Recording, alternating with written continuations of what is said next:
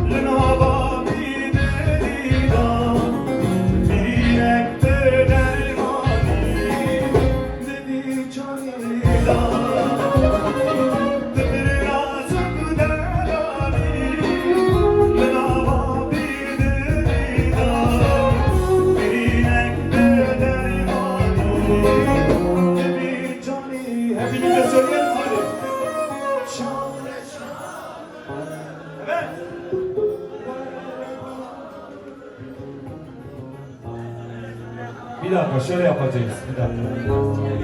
Şimdi bir dakika. Ne gerek yok anahtarla hayvanatı. Şimdi sıra geliyor sana. O zaman hanımefendiler siz de bu taraftansınız. Bir o taraftan bir bu taraftan alacağız. Nasıl çıkıyor ona göre. Olabilir mi? O zaman ortaya çıkacak.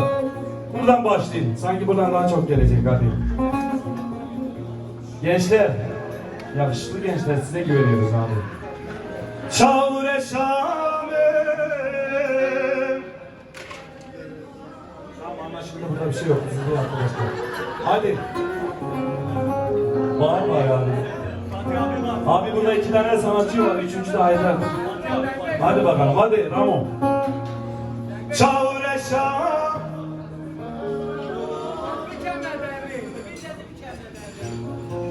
Vallahi 2 tarafta da yok. Ne yapacağız bu iş?